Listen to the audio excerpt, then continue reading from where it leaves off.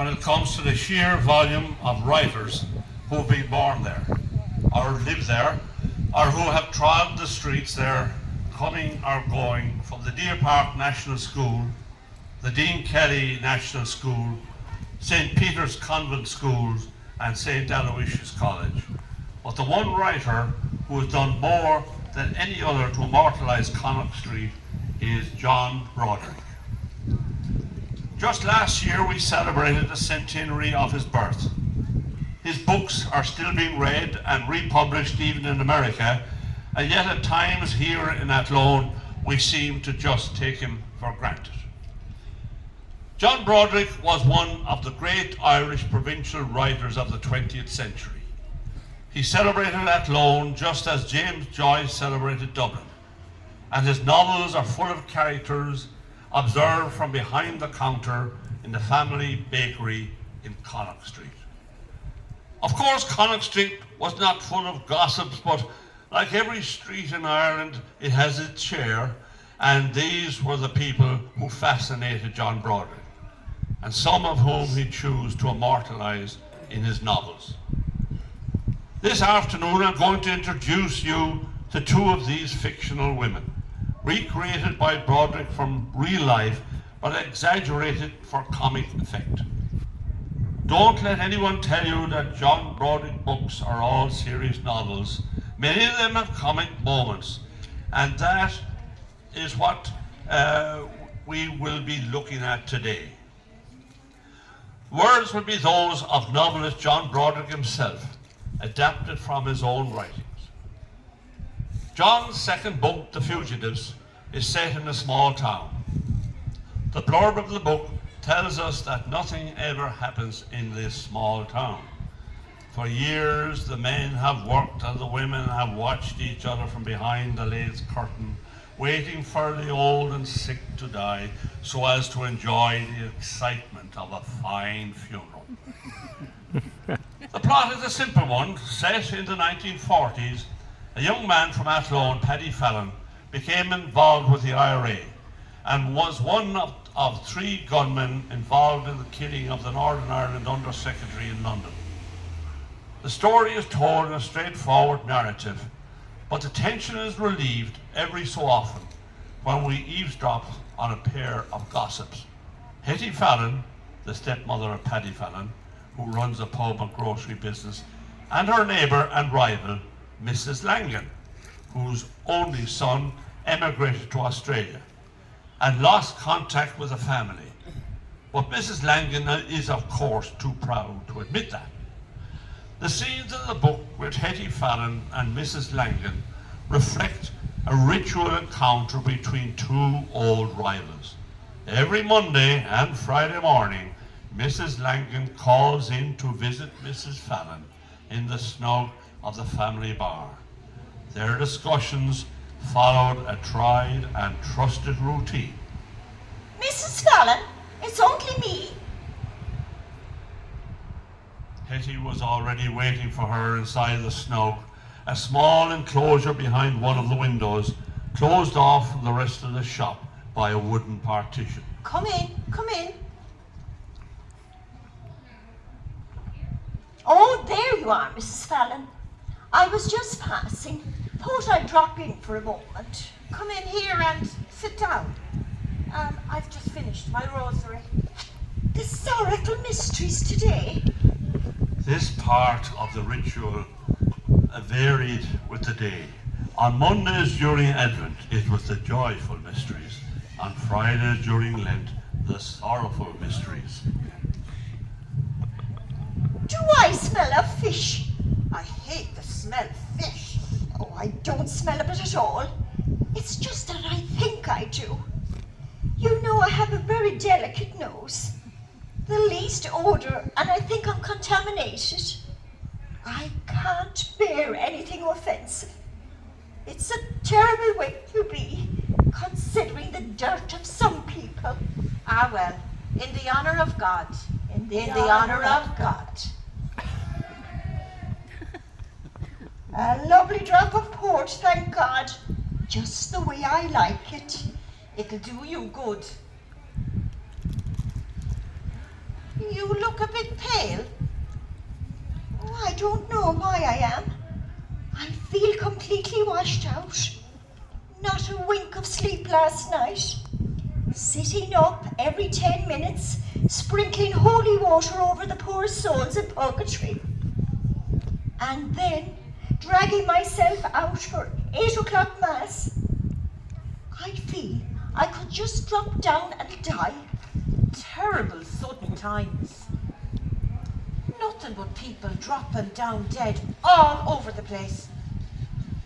I'd go to bed for a few days if I were you. Your lips are very blue. Mrs. Sheridan was the very same. In here getting her groceries 1 minute and stone dead in the bridge 10 minutes later. But I noticed her lips. They were blue. There's nothing wrong with me.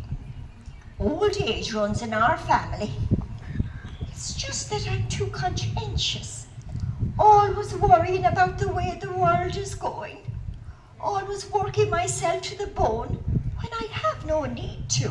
Oh, I don't know what way the world is going at all. It's going mad, if you ask me. Business is quiet, is it? Sure, this end of the town is a backwater. I'm doing all I'm able to do. My customers don't desert me. All the same, it's not the same as it was in the old days. I remember well when you were behind the counter here and the shop used to be packed. There is nothing in the world that Hetty likes less than to be reminded of the years she spent working in Fallon's before her marriage. Have you heard from Peter lately? Oh yes, I got my usual letter. He's going on well. It's a wonder he never comes home. Business, you know. He has such a terrible lot to do. Of course, he's always writing to me to go out. But I'm too old to settle in a new country. Besides, Ireland is the best place. Thanks be to God. For one place where God and his blessed mother are given their due. Not like England. Or Australia. I see you have Lily home. Poor girl.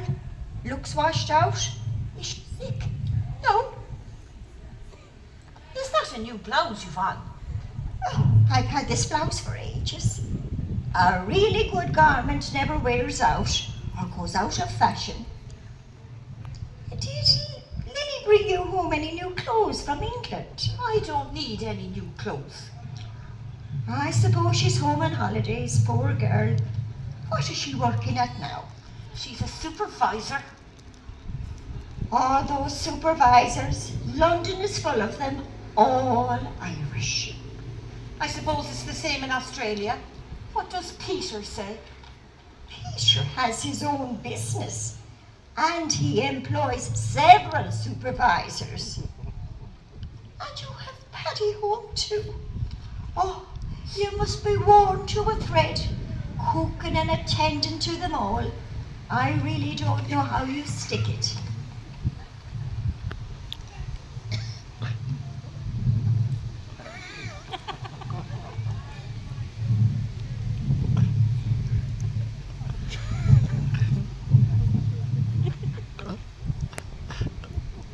My God, she's failing, isn't she? I've noticed this past while.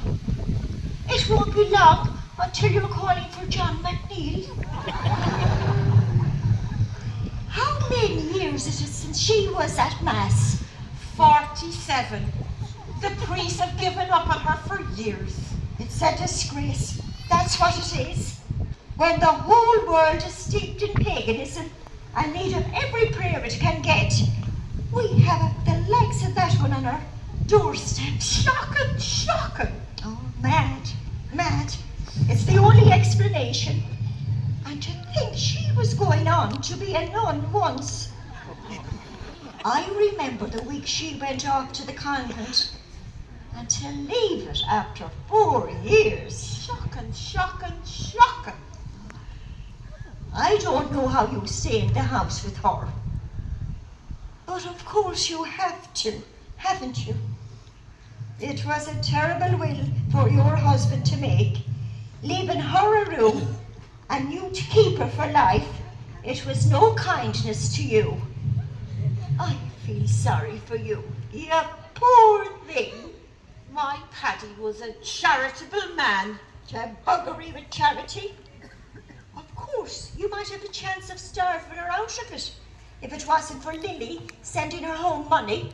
She has her old age pension. Sure, it wouldn't keep her in cigarettes, not the way she smokes. Isn't it awful that she wouldn't be afraid of damnation?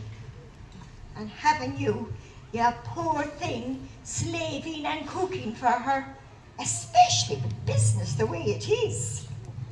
I hear Mrs. Fagan is very bad today, vomiting all the time, and her sight is gone now.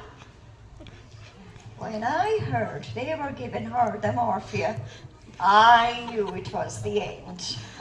I knew it long before that. I knew it 18 months ago. Who's that man? That man passing in front of Foley's. The man with the big hat. I don't know. Why? I've seen him in town the past few days. He's staying at the Imperial Hotel. I met him at the bottom of the street near the river as I was coming in. Remember the stranger quite well, but the idea of sharing the slightest confidence with Mrs. Langan appalled her. Oh, some stranger, a traveller perhaps. I'm persecuted with them morning, noon and evening. Are you? I don't see many of them any time I'm here. When Mrs. Langan looked and saw that Hetty's glass was empty, this was a sign that the visit was over. To stay any longer would be to lose face. She drained her glass quickly and stood up. Then she opened her bag and took out a small gift reliquary in which a tiny fragment of bone was embedded in red velvet. This was a relic of Saint Hyacinth of Rem, to whom Mrs. Langan had a particular devotion. She kissed the reliquary devotedly with closed eyes before offering it to Hetty, who pressed it to her lips with somewhat less enthusiasm. But it was all part of the ritual. That and the fact that Mrs. Langan bought a half-pound of tea from the grocery counter, took back the Sunday paper which she lent to Hetty on Mondays, contributed 6 to the box which her friend kept for the foreign missions, and received a 6 from Hetty for the weekly raffle for the new parochial house. The two old rivals bade each other a cold farewell.